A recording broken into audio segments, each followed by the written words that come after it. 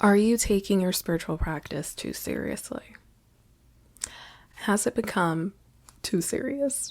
I'm Unique Bell, and I'm here to help you heal, access your deeper self, and experience soul deep love. And this is kind of a continuation from my last video on the power of identity in healing and how you can shift the way that you feel the healing process is less of a journey towards something out there that is not accessible from here, but instead see it as something that is already here, already within you, that you're realizing, that you're allowing to come forward, because the love, the awareness that you're looking for is actually already seated within you. And so similarly, I want to introduce a different perspective, a different way of looking at enlightenment today. When we think about the process of becoming enlightened or spiritually awakened, whatever terminology you use, it's often talked about as if it's a very grueling experience, a painful experience. And I like to give you a different perspective,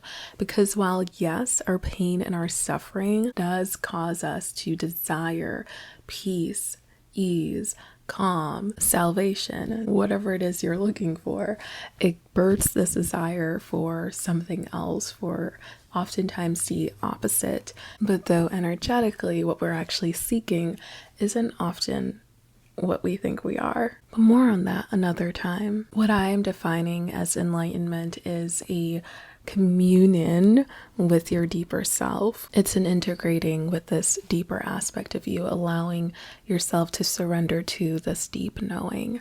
And your deeper self, as I define it, is the eternal, ever-present awareness that breeds us all, which means we all have access to this deeper self within us. It's ever present. It never goes away. You are never really cut off from it, and it's through your awareness that you gain access to it. But while we in our humanity feel driven towards a connection to this deeper self by pain and suffering, it's actually pleasure that is the awakening force. And not a mind-numbing pleasure, but a conscious awareness of pleasure, a conscious opening to what feels good. In other words, enlightenment is a pleasure state. It is a state of pleasure. Why is this? If you don't believe me, that's okay.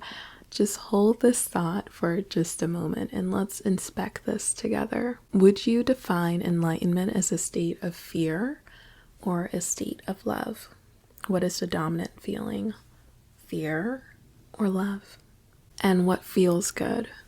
Fear or love? Okay. Would you define it as a state of worry or ease?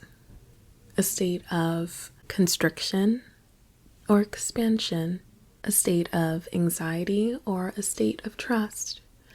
And which of these feel good and which of these feel bad? And so what do we do with this information? Enlightenment feels good. Disconnection from our deeper self feels bad. Okay, but what does this mean for your actual spiritual practice?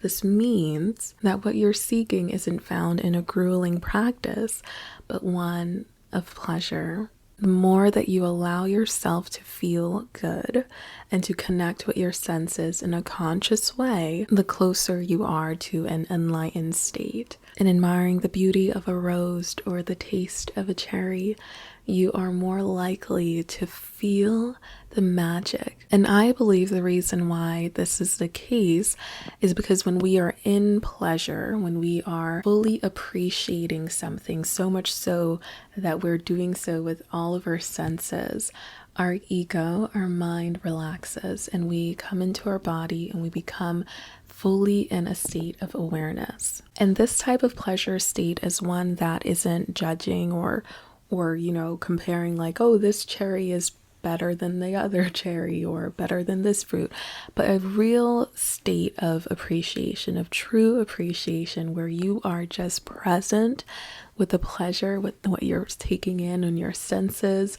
In that state, you're not overly identified with an egoic self. You're not overly identified or in a judging state, but instead you are being. You're simply being awareness. And by this definition, you likely dip into this state many times throughout your day without even realizing it.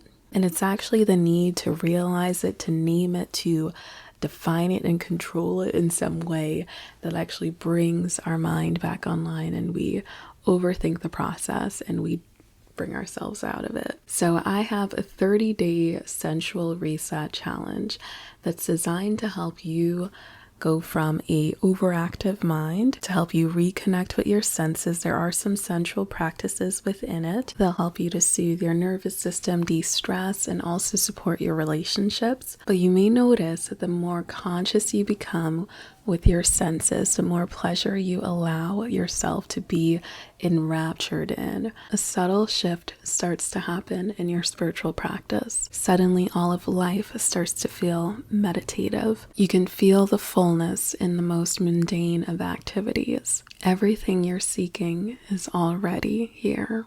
If you'd like to sign up for that 30-day reset challenge, you can get it here. Go ahead and click the link below in the description box. I'll see you inside. Pleasure is the most purest of spiritual practices. And if you enjoyed this message, give it a thumbs up and hit subscribe. I'll be back next week with 3 tools for conscious lovemaking that deepen compassion and understanding. You don't want to miss that video, so be sure to subscribe, and I'll see you next week.